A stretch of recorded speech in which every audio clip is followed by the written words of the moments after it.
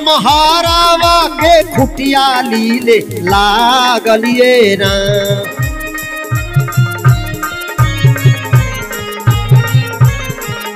एक बार माता लक्ष्मी और धर्म ये दोनों के बीच में बात बात में बतबड़ हो गई। माता लक्ष्मी कहली बिना हमारे के संसार में केहू का कोनो इज्जत बनाई, जे करे यहाँ से थोड़ा सा अपन हम मुंह फेर ले संसार में ओकर कोनो इज्जत नहीं बा। धर्म कहना ना ये बात ही कि हम माने के तैयार नहीं बानी। अरे जहां हम रहब वहां कोनो चीज के कमी नहीं हो पाई। दोनों जनी आपस में बाज गई ने। माता लक्ष्मी को हो तारी तुझसे बड़ा हम बानी, लेकिन धर्म कहने कब बनाई तुझसे बड़ा तो हम बनाई। दोनों जनी का झगड़ा झुरा गई। लोग कहले का महाराज आरे भाई लबा लड़ाई हो,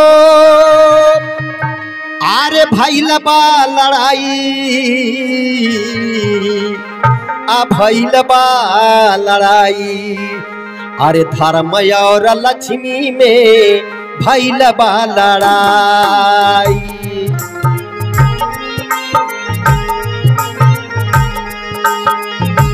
भाई लबा लड़ाई हो, भाई लबा लड़ाई।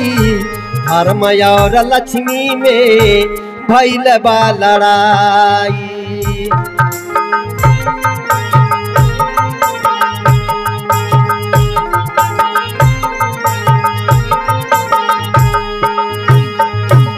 लक्ष्मी कहली जे के चाही दे कंगाल बनाई, दे कंगाल बनाई।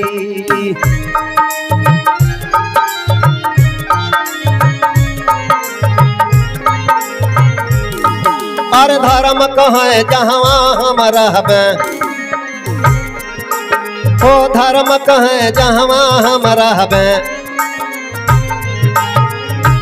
ऊ हवा तुहार नाई चली चतुराई। धर्म और लक्ष्मी में भइल बा लड़ाई।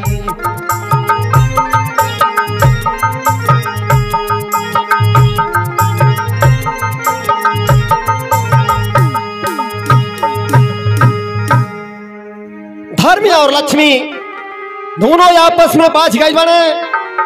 वो कहता कि हम बड़ा बनी, लक्ष्मी कहतरी नहीं तो हम बड़ा बनी। दोनों जनी कहले ऐसे नहीं मानल जाई, चलो कहीं पंचायत कहीं लहल जा। लक्ष्मी जी करी ठीक बा चला, क्या करे क्या चलवा। धर्म कहना चला इंद्र के दरबार में, आ वहां फरियौता हो जाई। तो बड़ी बारू कि हम बड़ा बनी। दोनों जनी प्लान बना के इंद्रासन में जाता न तब भइल का महाराज आरे जाई के पहुँचे हो दूनो। अरे इंद्र दारा बारावा हो,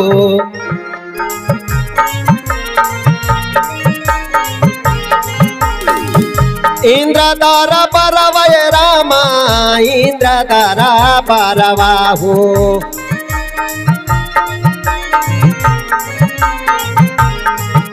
किया हो रामा रामा हो।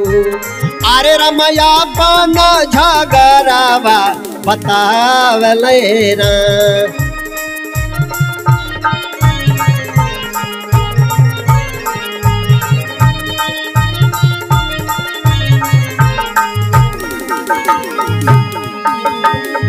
सुनी के बचनिया राम माथा चकरैले, राम माथा चकरैले हो।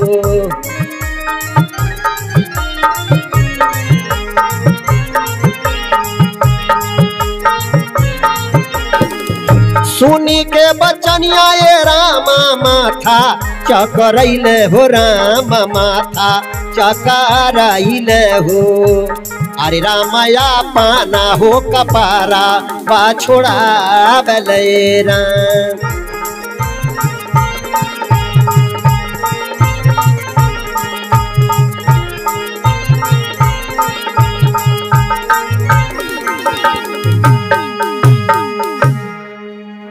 माता लक्ष्मी और धर्म, ये दोनों लोग जाय के इंद्रासन में और इंद्र महाराज के दरबार में जब पहुंचल बाड़े, आपन आपन समस्या लगने बतावे।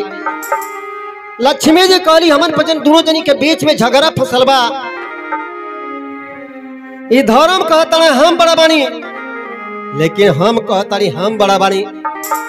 आप लगे पंचायत आइल बा, एक एक फरियाद हल जा, हम बड़ा बानी की बड़ा बड़े। तना बतिया जब इंद्र महाराज सुन ले बना, खपड़िया चटक गई। अरे बाप रे बाप, लक्ष्मी जी को जो बड़ा बना दे तो धर्म हमसे रिसिया जाई है, बिना धर्म के बेकार हो जा। कहीं धर्म के जो बड़ा बना दे तो लक्ष्मी जी रिसिया जाई है, बिना लक्ष्मी के सारा काम में फेल हो जाई। के बड़ा बनाई के छोड़ बनाई, सबसे बढ़िया बा अपन माथा छोड़ा दे। इंद्र महाराज सोच विचार के माता लक्ष्मी से कहले हम थोड़ा बढ़िया से के फरियान आई पावतानी, आप लोग मृत्युलोक में चल जाई। राजा विक्रमादित्य बहुत बड़ा न्यायी बने, उनके दरबार में कौनो पंचायत पहुंच जाला, वो एकदम साफ साफ फरियाद देन। अपन कपार छोड़ा के इंद्र महाराज अपने यहाँ से धर्म के और माता लक्ष्मी के वापिस कही दले बाड़ा। तो भइल का महाराज, अरे गईल राजा के दुआर दोनों लेके झगड़ा।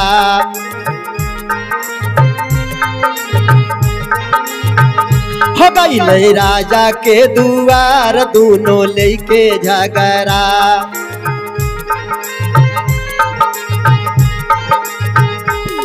अरे लेके झगड़ा, हो लेके झगड़ा, अरे लेके झगड़ा, दोनों लेके झगड़ा। गईले राजा के दुआर दोनों लेके झगड़ा।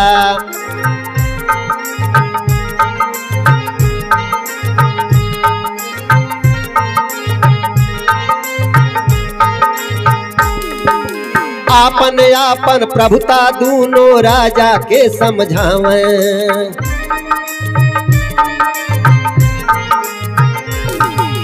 आपन आपन प्रभुता दोनों राजा के समझावे।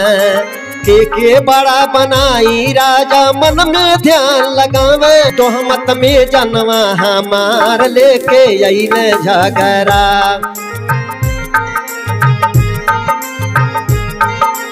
आहा तो मत में जनवा हमार लेके अइले झगड़ा।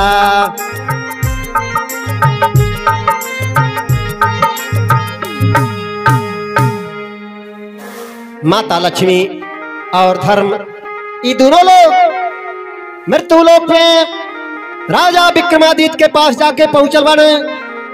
नजर पड़ते भर में राजा विक्रमादित्य सिंहासन से उड़ गए बने। माता लक्ष्मी के दंडोत प्रणाम कई के आसन दहले बने और धर्म के भी दंडोत प्रणाम कई के आसन दहले बने। लगले समाचार पूछे, बताई रउरे लोग कैसे हमारे दरबार में आ गए बानी। माता लक्ष्मी को तड़ी हई धर्म कहतड़े हम बड़ा हई और हम कहतड़ी हम बड़ा हई। बिना हमारे के संसार में कहीं कोनो काम चले वाला नहीं बा। बस इतने बात फरियाद देवे के बा, हम बड़ा बाड़ी की धर्म बड़ा बड़ा। राजा बड़े तो हमत में पड़ गई ने, कहना अगर लक्ष्मी के बड़ा बनाई तो धर्म साथ छोड़ दी है, अगर धर्म के बड़ा बनाई तो लक्ष्मी साथ छोड़ दी है। लेकिन हमारे दरबार में लोग आइल बा तो पंचायत फरिया वही के परी। सोच विचार के और राजा अपने तरफ से न्याय का फरिया बताने महाराज। आरे धर्म में से पावे जियरा अमनई जन्म रामा। राजा विक्रमादित्य न्याय फरिया बताने कि जेऊ 84 लाख जोनी में जन्मत मरत और 84 लाख जोनी में भरमत भरमत। बहुत धर्म जब साथी होला तब जाके मनई के दे ही पावाला। आरे धर्म में से पावे जियरा अरे मनई जन्म रामा। आ दुआरा प बाजेला बधाई हो।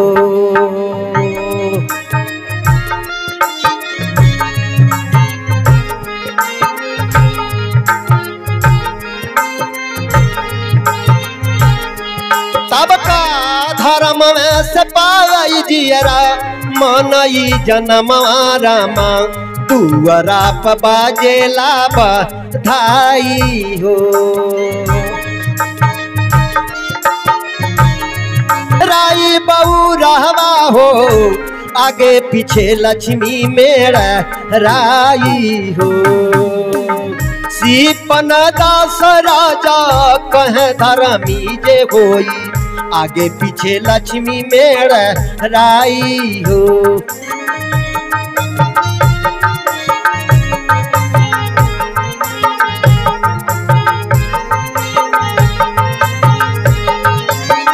आगे पीछे लक्ष्मी मेरा राई बहू रहवा हो आगे पीछे लक्ष्मी मेरा राई हो। सीपन दास राजा कह धर्मी जे होई आगे पीछे लक्ष्मी मेरा राई हो।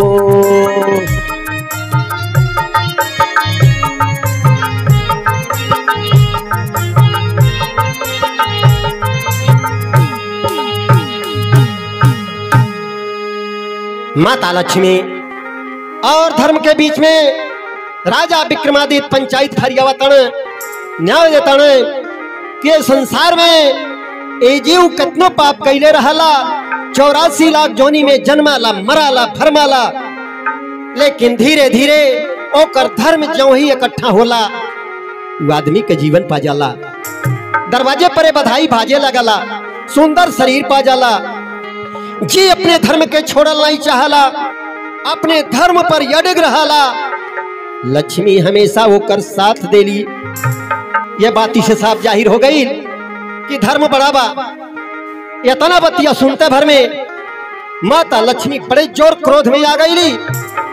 हमारे सामने धर्म बड़ा हो गई। तुरंत वहां से झजक के माता लक्ष्मी चल दे बाड़ी। राजा विक्रमादित्य के पास से लक्ष्मी नाराज होकर चल गई लेकिन धर्म तो राजा विक्रमादित्य के साथ में लग गई बाने महाराज। आप देखे कई बार माता लक्ष्मी कौने तरह से राजा विक्रमादित्य के बर्बाद करी हैं लेकिन धर्म राजा विक्रमादित्य के साथ में रह के और राजा विक्रमादित्य के कौने तरह से बची हैं। आरे गैली ऋषि आई आरे गैली ऋषि आई आ गैली ऋषि आई सुनत बचन लक्ष्मी गैली ऋषि आई।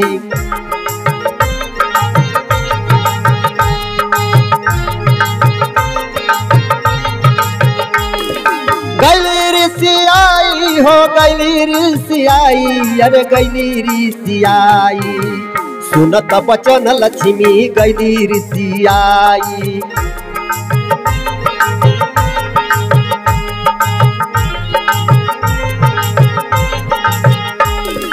धीरे धीरे राजा के धन नाश भइल। धीरे धीरे सगरो धन नाश होई गईल।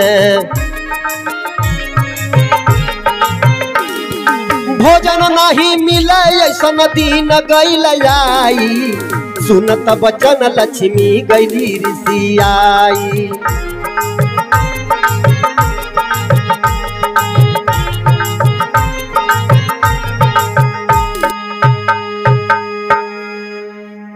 लक्ष्मी जी के साथ छोड़ देने के नाते धीरे धीरे राजा विक्रमादित्य के राजपाट सब एकदम बर्बाद हो गई। जहां भी जितना धन रहल सब धन नाश हो गई।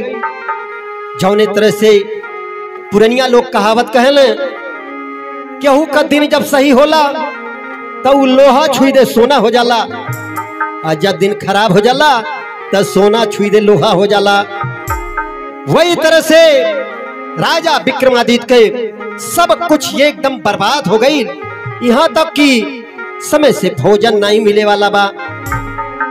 आरे भूखिया आरे सतावे रामा आ गईले बहिनी के भावानावा।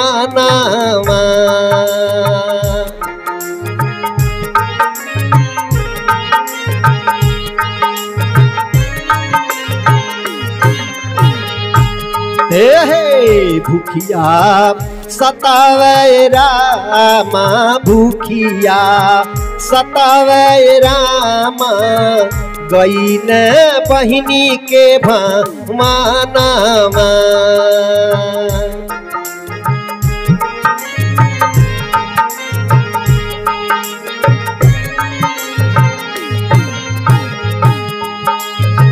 चिन्ह नाई बहिनी रामा, आपना हो बीरानामा।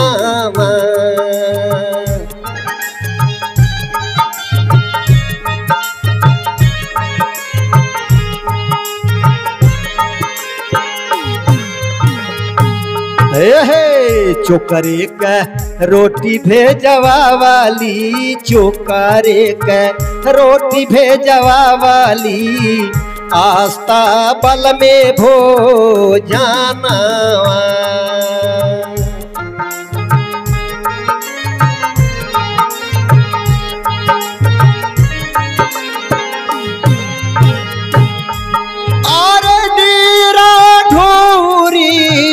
गईले रामा, राजा के होना हे नाम।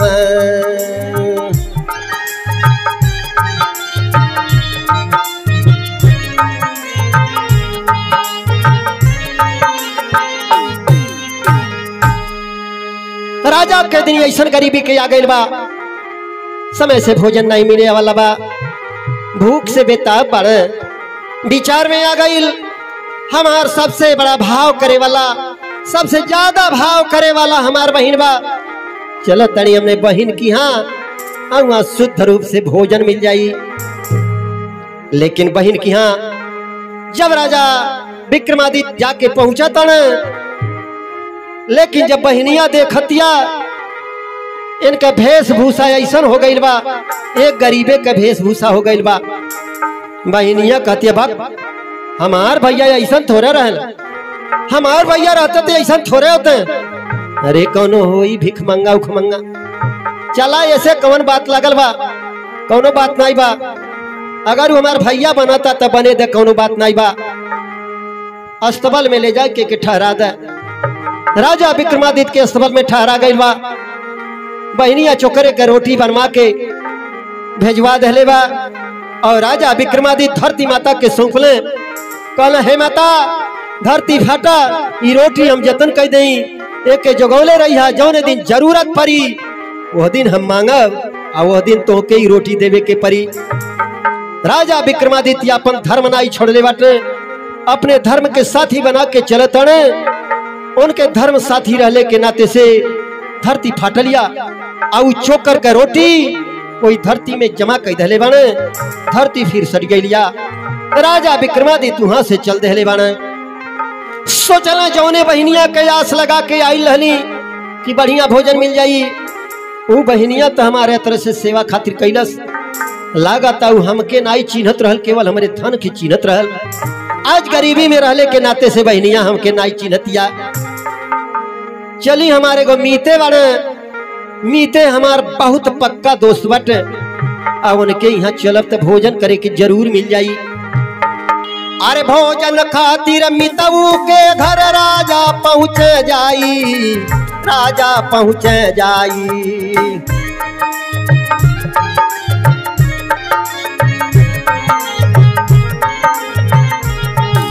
देखे मितऊ जिया जुड़ाइल,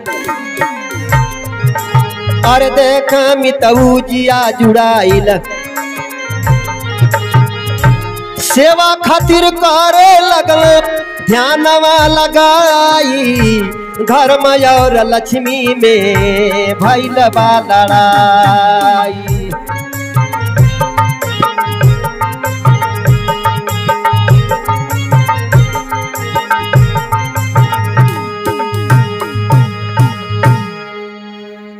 राजा विक्रमादित्य अपने बहन की यहाँ से जब चलल बाड़े, जाके अपने मितऊ की यहाँ पहुंचल बाड़े। मितऊ जब देखल तो आत्मा गदगद हो गई, धन्य हो परमात्मा, आज बहुत दिन पर हमारे मीते हमारे घरे आ गए बाड़े। राजा विक्रमादित्य के बड़े ढंग से सेवा करे लागल बाड़े उनके मीते। भोजन तैयार भइल बा। भोजन करे के बैठा गइल बा राजा विक्रमादित्य के। जहां राजा भोजन करे बैठल बारे, आओ उनके सिर के ऊपर एगो खूंटी रहल देवलिया में। आओ ई खूंटी में उनके मिताइन का नौलखा हार टांगल रहल। वही के नीचे राजा विक्रमादित्य भोजन करे बैठल बारे। तब भइल का महाराज, आरे भूखला पियासल हो राजा, आरे करेला भोजनमा हो।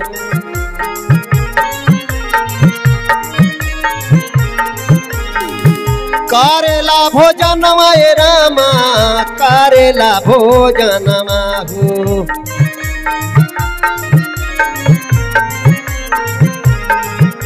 किया हो रामा रामा हो, अरे राम हारावा के खुटिया लीले लागलिए राम।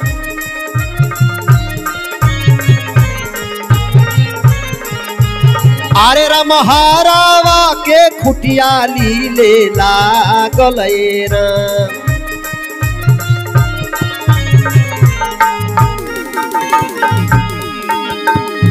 भारा पेट कैला हो राजा, आपन भोजनमा भोजनमा, आपन भोजनमा हो।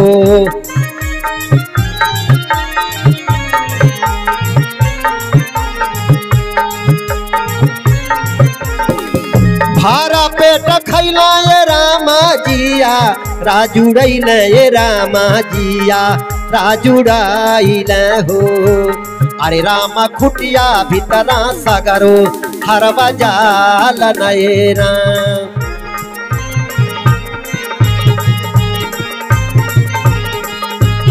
अरे रामा खुटिया में हारा वासमाइल राम।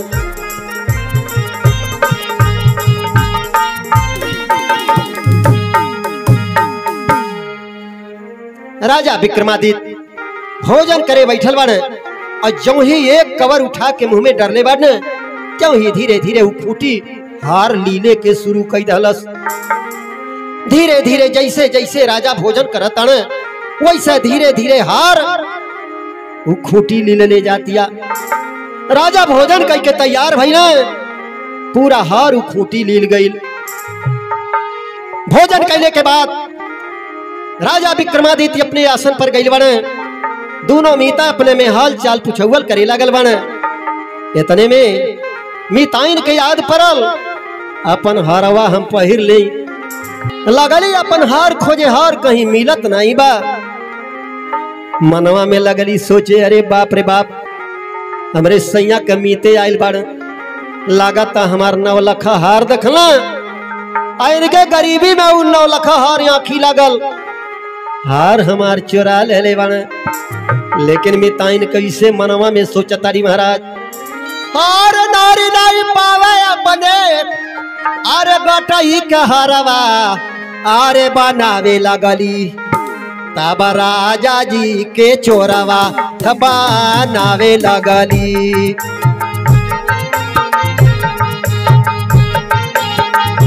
तब राजा जी के चोरवा बनावे लगली।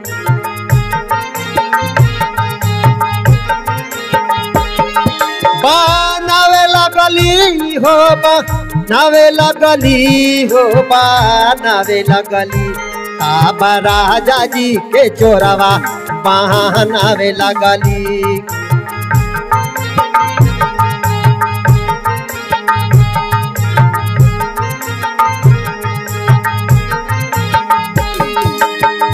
खुटिया में इनके ऊपर टंगले रहली हारवा।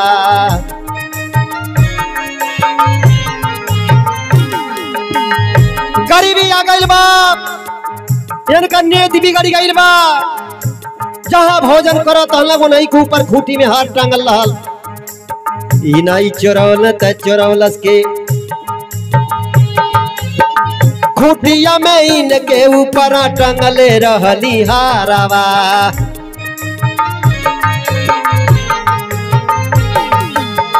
खूटिया में इनके ऊपर टंगले रहली हारवा। सुनावे लगली ई चोरावल हमारो घरवा बतावे लगली।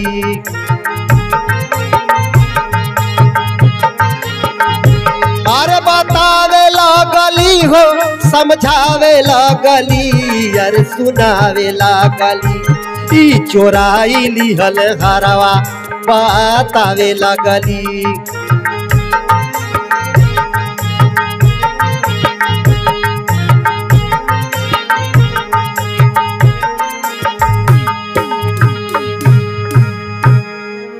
राजा विक्रमादित्य के मिताऊ के जौन परानी रहल वो अपन हार खोजे लगल।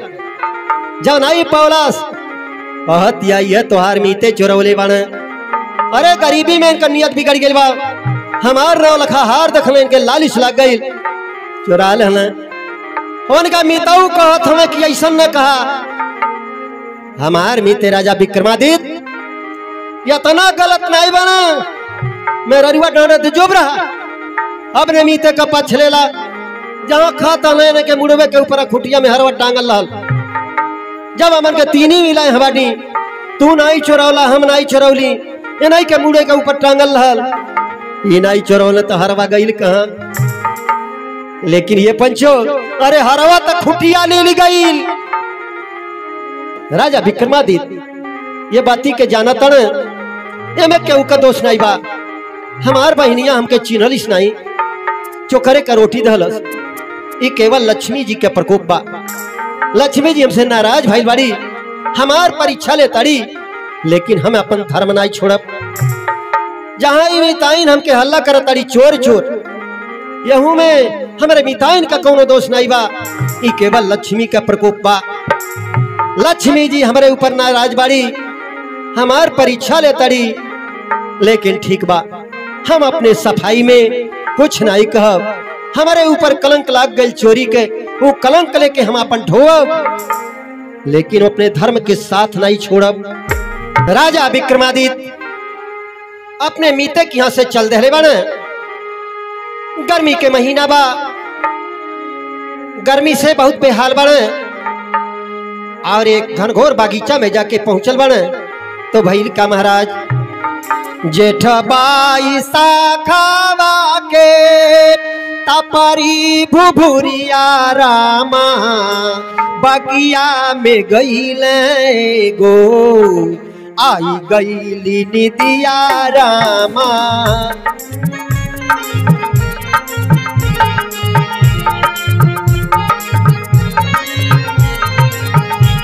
जेठ बाई शाखावा के तपली भुभुरिया हो रामा बगिया में गईले गो बगिया में गईले गो आई गईली निदिया हो रामा बगिया में।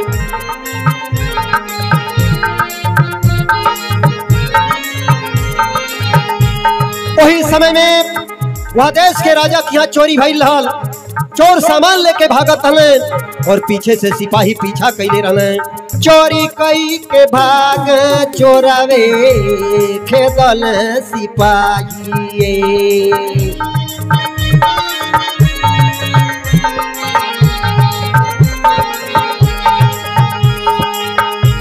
चोरी कई के भाग चोरावे खेदल सिपाहिया रामा चोरावे छिपावल धन के राजा के मजरिया हो रामा।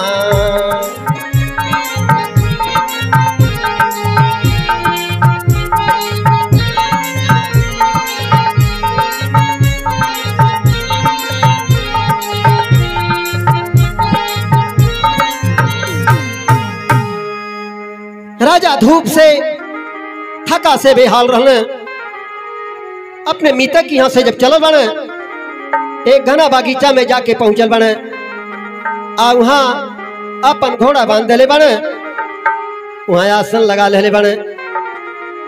राजा विक्रमादित्य के थोड़े समय में वहां नींद आ गई। वही समय पर हो राज का जो राजा रहने उनके यहाँ चोरी भइल रहल। चोर सब माल लेके वही रास्ते भागल जाते हैं और सिपाही पीछा कैले रहले। चोर जब जान पाने कि अब पकड़ा जा, राजा विक्रमादित्य के पास में सारा धन रख के और चोर वहां से फरार हो गई ने। बाद में सिपाही जब जाके पहुंचल बने, जान गई ने कि चोरवा ये हवे। सामान यहाँ धई के सूतल भाई आराम से। राजा विक्रमादित्य तुरंत वही पकड़ा गए बने। तब भइल का महाराज, अरे गइल धराई, आ गइल धराई, आ गइल धराई, आ चोरी का कलंक लागल गइल धराई, चोरी के कलंक लागल गइल धराई, गइल धराई, हो गइल धराई, चोरी के कलंक लागल गइल धराई।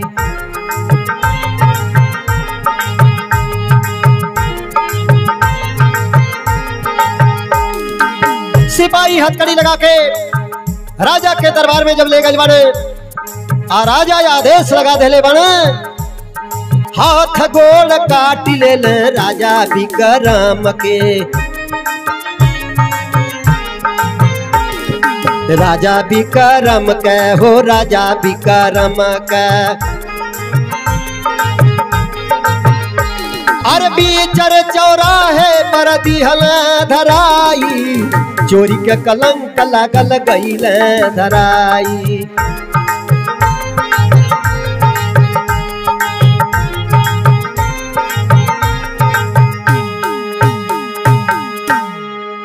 और आज का जो राजा रहल, उनके यहाँ राजा विक्रमादित्य जब पकड़ के गइल बने हथकड़ी लगा के, वह राजा के आदेश लागल, एकर दोनों हाथ दोनों गोड़ काट के चौराहे पर ले जाके बैठा दे। अजय भी आवे जाए एक 5 जूता मारे तब वहां से गुजरे, ताकि देखे वाला समाज अपने आप के सुधर जाए कि चोरी कैले का दंड कितना बड़ा मिलाला। राजा विक्रमादित्य तुरंत जान गई ने माता लक्ष्मी के नाराज भइले के नतीजा बा। माता लक्ष्मी हमार परीक्षा लेताड़ी, लेकिन हम अपने धर्म के छोड़ब नहीं। वहां कौनो तरह से उजूर नहीं कैले बाड़े। विक्रमादित्य अपन चुपचाप अपन जुल्म सही ले बाड़े। उनके हाथ गोड़ कटा गई, चौराहे पर धरा गई न। जे आवता तो उन्हें 5 जूता मारा था, तब आगे बढ़ाता। एक दिन कौनो तेली तेल बेचे खातिर जात रहल। राजा विक्रमादित्य तो तेली से कहने, हे महाराज थोड़ा तेल हमारे घुआ पर लगा देता, बड़ा जोर माछी काटताड़ी, हमें बड़ा तकलीफ होत बा। तेलिया कहते, अच्छा तोहके 5 जूता मरली नहीं, कई तो कम कैले बड़ी का?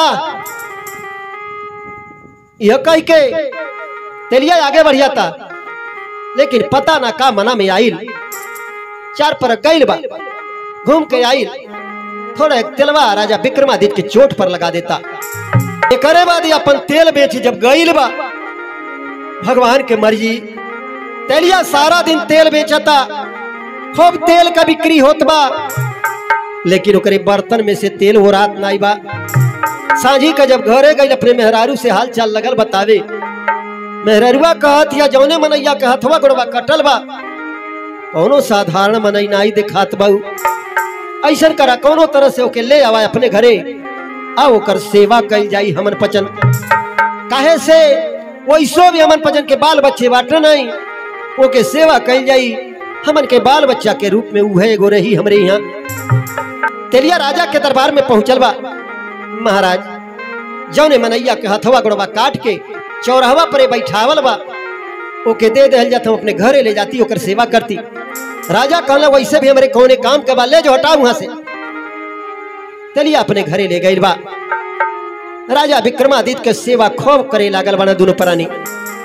हर जमन राजा विक्रमादित्य का हथवा गोड़वा कटौले रहले। उनके एगो बिटिया रहल, सियान बिटिया हो गई, लल शादी करे लायक हो गई, लेकिन वो करे पास इतना शक्ति रहल, शाम के टाइम में मंत्र मारे और पूरे नगर का दिया जल जाए, और जब समय पूरा हो जाए, दिया बुझावे के जरूरत लगे, तो अपने जगह पर बैठे बैठे मंत्र मारे सारा दिया बूझी जाए। एक दिन शाम के समय भइल बा, दीपक जलावे के समय भइल बा। वह राजा का बिटिया कैली का महाराज, अरे मंत्र मारी हार दिहली जराई, साकारो होती या नामा।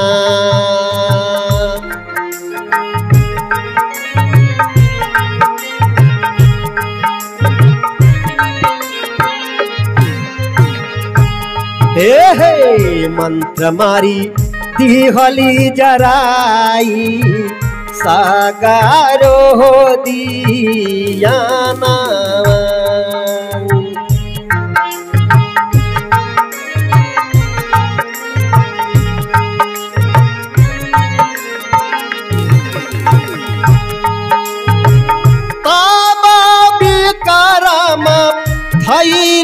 राम दिया ना परधी या नामा।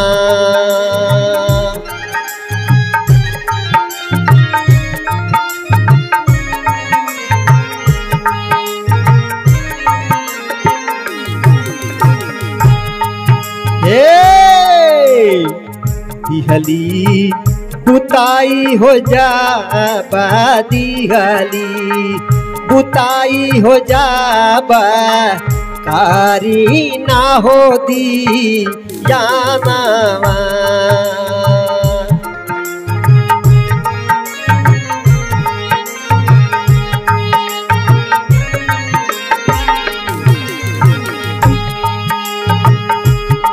ओ बिटिया अपने मंत्र के द्वारा सब दिया जला दहले बा। राजा विक्रमादित्य सोचत ने अपने आप ही दिया जल कैसे गई ने। उन्हें मालूम हो गई कि राजा का बिटिया जरा दहले अपने मंत्र की शक्ति से। समय जब पूरा भई, जब दिया बुझावे के समय आइल बा, राजा का बिटिया अपने मंत्र के द्वारा वह दिया के बुझा देले बा। ये तमाशा देख के राजा विक्रमादित्य कहने का महाराज, आबा विक्रम जाराई हो दिहान, साकारो होती या नामा।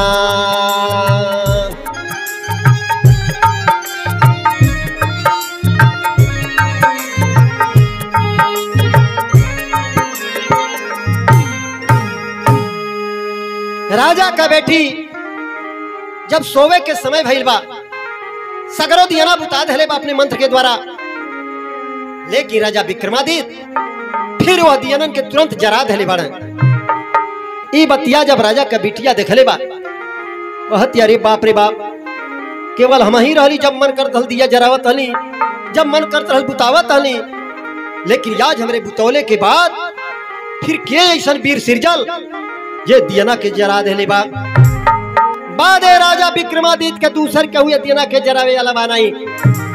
लागो तो हमरे राज में राजा विक्रमादित्य आ गए बने।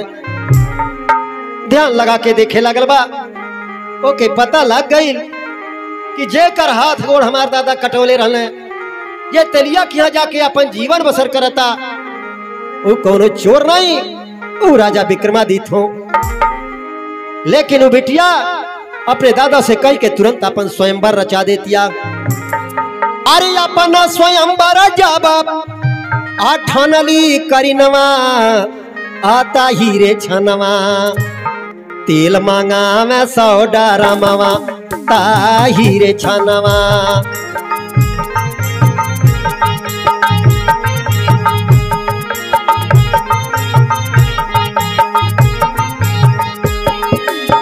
हीरे छनवा होता हीरे छनवा, तेल मांगा मैं 100 डारमवा, ता हीरे छनवा।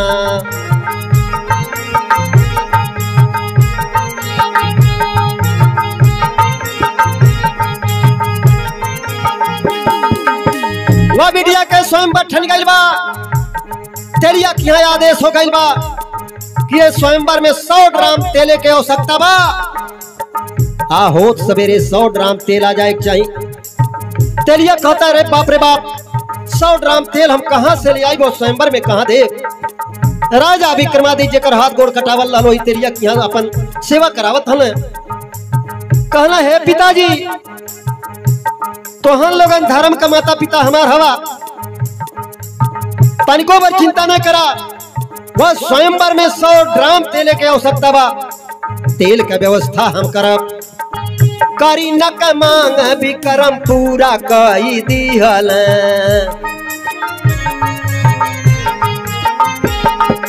पूरा कई दिहल विक्रम पूरा कई दिहल।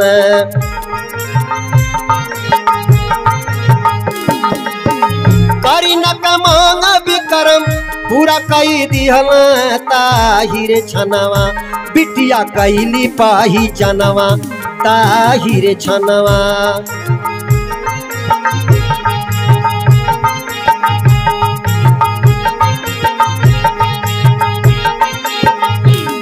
ताहिरे छनवा होता हीरे छनवा होता हीरे छनवा, बिटिया कैली पाही जनवा, ताहिरे छनवा।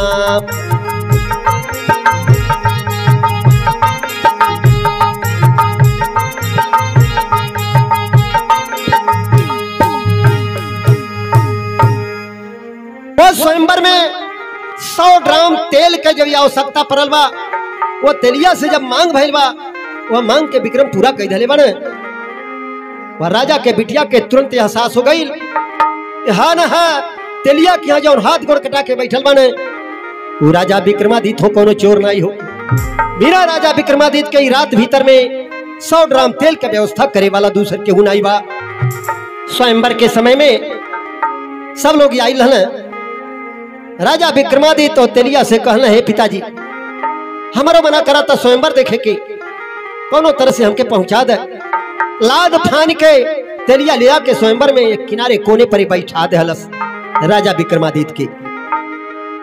लेकिन राजा का लड़की जब माला लेके चलल, खोजत खोजत चलल, राजा विक्रमादित्य जेकर हाथ गोड़ कटल रहल उन्हीं के गटई में माला डाल दहलस। मजबूर होके राजा साहब अपने बिटिया के बियाह आ वही कटला हवा चोरे के साथे कई दहल। राजा विक्रमादित्य अपने दुल्हन के लेके तेलिया के घरे जाके पहुंच गई बारे।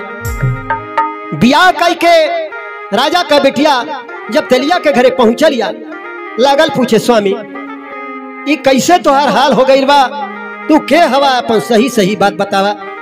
राजा विक्रमादित्य अपन सारा कहानी बता देले बारे कि हम कोनो चोर डाकू नहीं हई, हम राजा विक्रमादित्य हई, लेकिन माता लक्ष्मी जी हमसे नाराज भइलिया नाते हमारी दुर्दशा होत बा।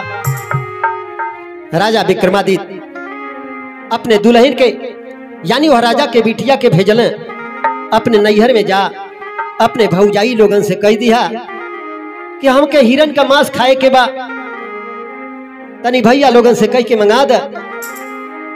राजा का बिटिया गई लिया, अपने भौजी लोगन से जब ये बात कहलिस, भौजी लोग कहली और कटला मर्दे से बियाह करा, आज सोगहग मर्द रहल होत तो के हमारे दुआरी पर नहीं आवे के परल हो, तो हर मर्द खुदा ले आके तुम्हें खिया देले हो। बिटिया जाए के राजा विक्रमादित्य से सब बात बतावतिया। राजा विक्रमादित्य दूसरी बार एगो अपन रुमाल दे के भेजतन, कहना जाए के कह दे कि कुछ नहीं तो हमार घोड़ा और तलवार हमके दे दा। घोड़ा तलवार अगर तुम्हें काटे मारे दौरी हैं तो रुमाल दिखा दिया, वो शांत हो जाएंगे।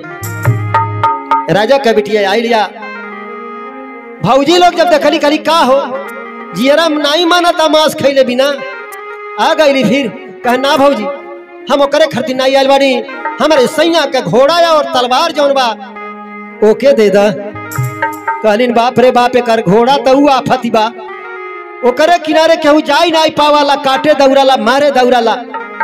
आई तलवार जौन बा ओकरे किनारे गईला तो मालूम होला तरवरिया खुदा काट डारी जे ओकरे किनारे जाई।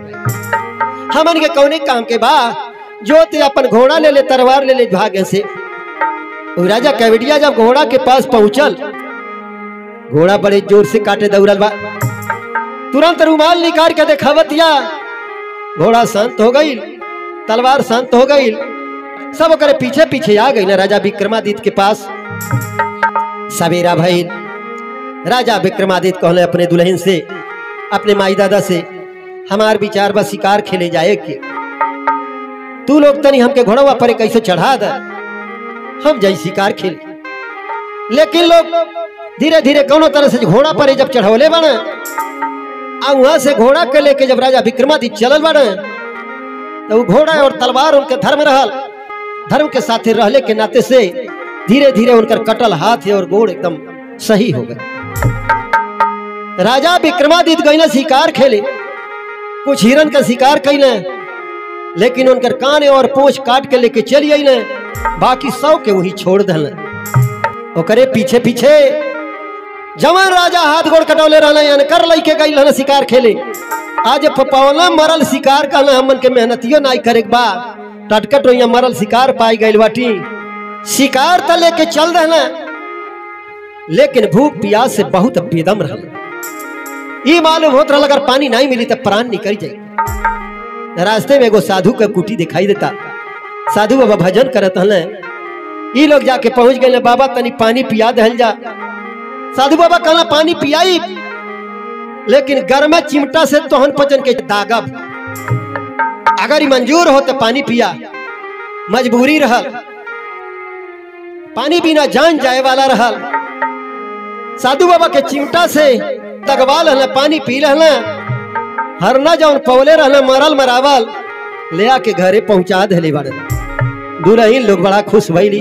राजा विक्रमादित्य अपने दुल्हन से कहले, जा हई तुम्हें जो सामान देता के ले जा।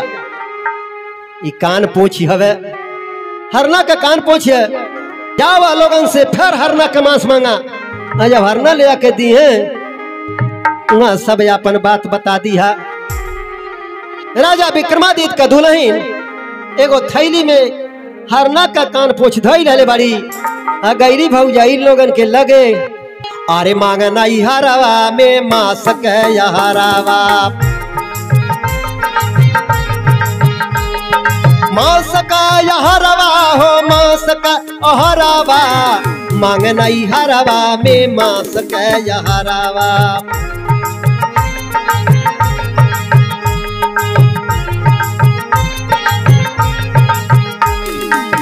मरल हरिनवा के लाके देखवाली, मरल हरिनवा के लाके देखवाली। जब बिटिया देखले बा अल्लाह गलिया पूछे, कहाँ गइल कान कैसे आइला शिकारावा, मांगे नहीं हरावा में मांस के हरावा।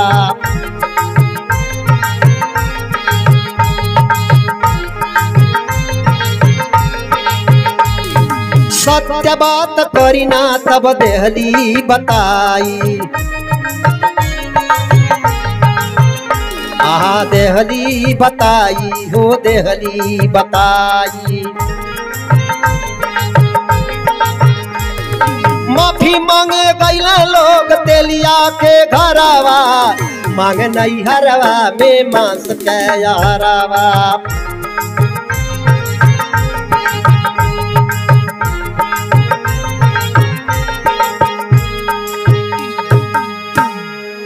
कलिए भौजी भैया लोग सुनीला शिकार खेले गईल ना, शिकार कई के ले आइल वाले, तनी हमहू के दिखा दे तू।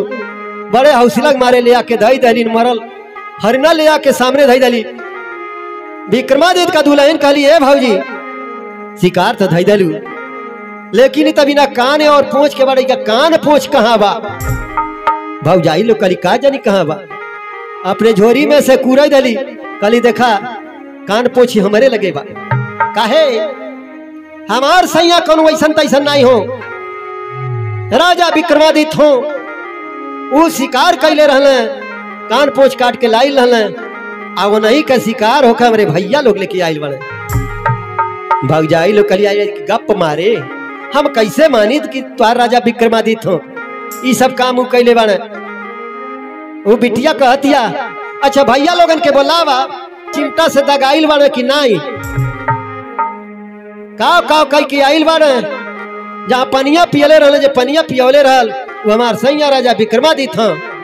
चिमटवा से जो दगले रहले वो हमार सैया राजा विक्रमादित्य जोगी बन के उन्हें दगले रहना।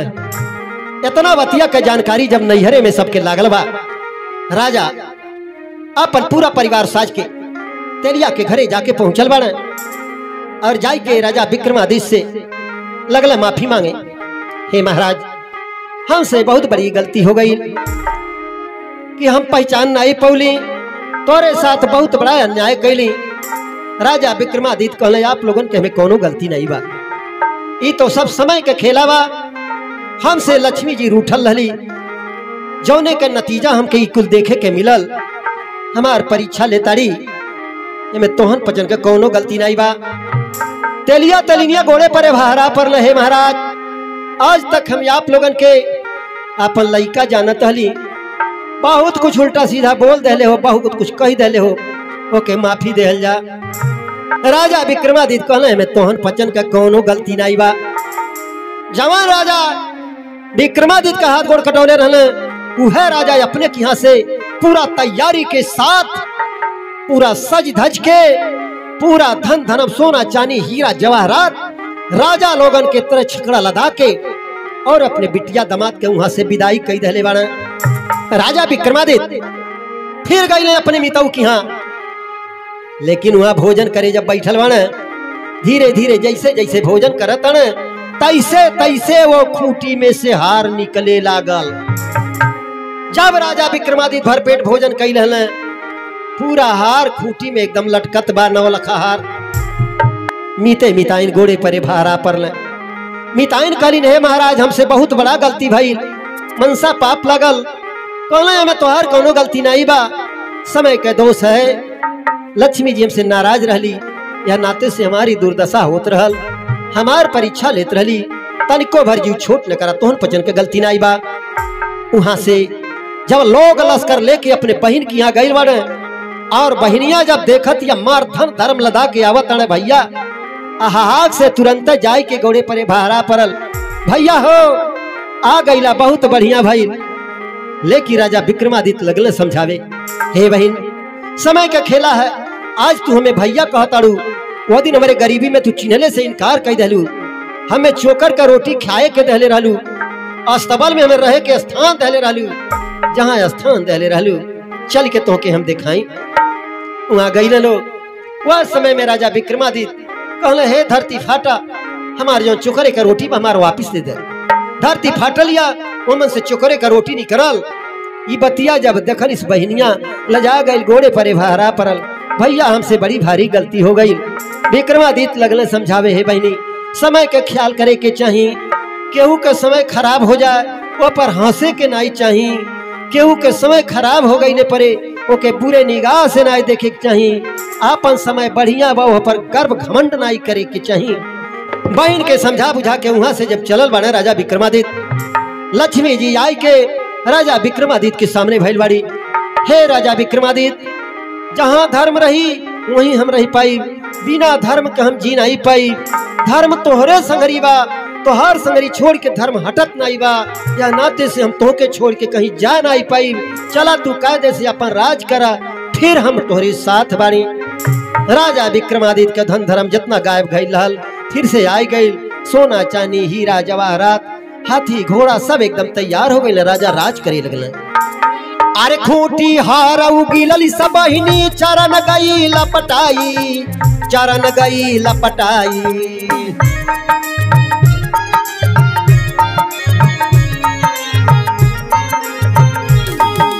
खूंटी हारऊ गिलला सब बहिनी, चरण गई लपटाई, चरण गई लपटाई।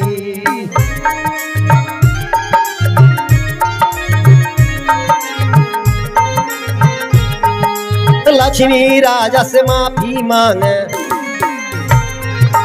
अरे लक्ष्मी राजा से माफी मांगे। सी बनो दास सगरो गईल फिर से आई, धर्म और लक्ष्मी में भइल बा लड़ाई।